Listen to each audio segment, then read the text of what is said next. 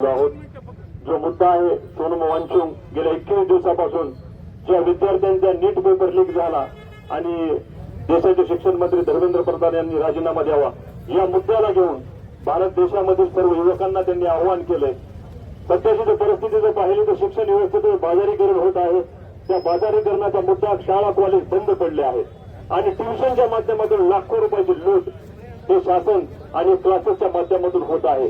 गोरगरीब पालक पूर्ण आपल्या आयुष्याची मेहनतीची कमाई तर नीटच्या एक्झामसाठी मुलावर खर्च करतात आणि अशा लीक होऊन जे विद्यार्थी पास होतात ते डॉक्टर बनणारे त्यांचं भविष्य आणि आरोग्याची खेळ या सर्व गोष्टीची जाणीव या धर्मेंद्र प्रधान यांना असणं गरजेचं होतं। आज संसदीय अधिवेशनाचा पहिला दिवस आहे।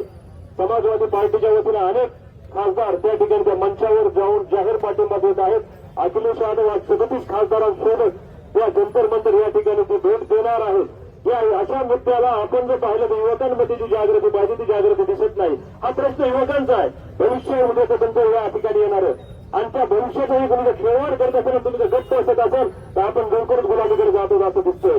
कारण ज्या प्रश्नाच्या निगडीत आपण लातूरला पाहिलं, नांदेडला पाहिलं, औरंगाबादला पाहिलं, हजारो विद्यार्थी आपण त्या शिक्षणासाठी जात आहोत आणि ज्या एक्झाममुळे हे सगळं नुकसान झालंय आपलं त्या नुकसानीबद्दल आपण रस्त्यावर येणं गरजेचं आहे। या आंदोलनाच्या माध्यमातून मी सरकारचा जाहीर निषेध करतो। तात्काळ सोनम वांचुक यांच्या आंदोलनाला पाठिंबा देतो। थांबतो। जय हिंद, जय भारत।